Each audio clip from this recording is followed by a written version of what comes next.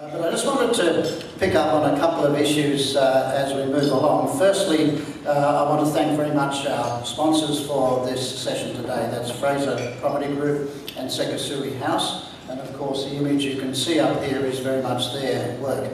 I think it's interesting that while governments can put out ideas and policies and things, it's really up to us, that's the industry, to actually take the risk to get projects up and to make these work. And I think this incredible project at Central Park really began a dialogue about this quite some time ago. And I think most people thought, oh, it won't quite last, it'll slowly collapse, but it's sitting there looking as good as ever.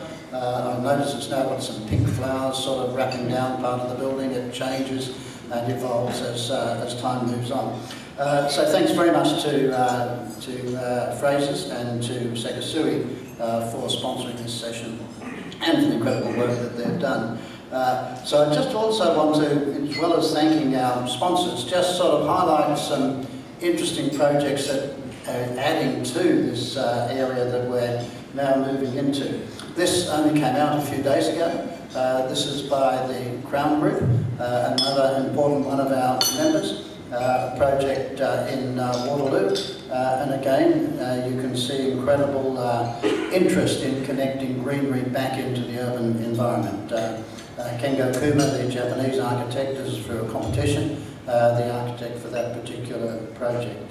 Quite incredible sort of thing. This is another one by another one of our members, HPG, important member of ours. A very interesting project on the edge of Sydney Park in Alexandria, and because of its relationship to the park, the design picks up again this whole issue of greenery and urban greenery and how that can relate to these sort of areas.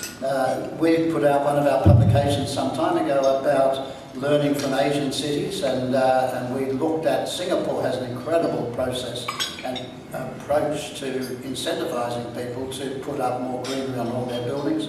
You can see the top part of that diagram is a Singapore building, but of course Central Park at the bottom, so we're just up there as well as the Singapore issue. And just to show that, you know, I've even had a bit of a go stirring this up some time ago. I put this out in 2003, which is surprisingly a long time ago, Greening Sydney, and it included a lot of material about these sort of issues. So part of the role of groups like the Government Architect, and I was Government Architect at the time, and continuing through with Barbara's work, and Mike Horn, who's going to be speaking, ran our landscape group for some time, has been to champion these sort of issues. So I'm now going to let you all have your breakfast, eat a bit of food, and then we'll, in about 15 minutes, get our speakers up. We've got some fabulous speakers who are going to give a range of issues about and commentary about urban greenery. So enjoy your breakfast, and I'll be up here again shortly. Hi everybody. I think I can see lots of people that I know, both architects and clients, so welcome. Yeah, so thanks for welcoming me onto your home turf, Chris.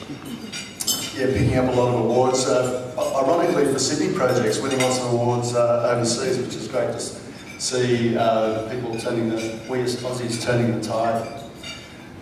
Who are we? Well, we're landscape architects, we're urbanists, we create and innovate. And really we're always, like all of us here, focused on meeting the changing needs of our cities. And we're doing that not for ourselves, we're doing it for communities who want to have great living environments, great learning environments. Sometimes it's just simply to play, or just simply be. You know, we spend all our time being connected, sometimes we just want to disconnect and switch off. But all of us here are in the game of helping create world-class cities and city precincts. And urban greening is a fundamental part of those city precincts. And there's two major parts, I guess. First and foremost, it's in the public realm as part of, and then secondly, it's part of new development, and that's where you guys mostly come in.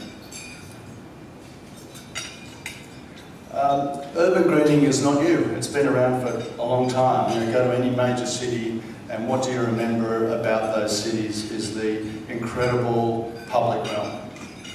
And that public realm is not there just to look good, it's often to perform roles, like the Central Park in New York. It's a very functional space. It's got water storage, it's got green lungs to help the city breathe. In Australia, right next door, Hyde Park, which we're currently helping restore at the moment. These are very important public spaces which are contributing to the structural urban green of the city. Thank you very much. It's a great pleasure to be here and to present Greener Places, what is currently a draft green infrastructure policy framework for New South Wales. As Chris said, Sydney's population is set to increase by 80%. By 2054, there will be approximately 3 million people living in Sydney, so that's going from 5 million to 8 million. And as densities increase, the key question for all of us is, how can we ensure that Sydney remains a livable city? And Mike's presentation showed us beautifully that global cities around the world are embracing the value that green space and public space brings.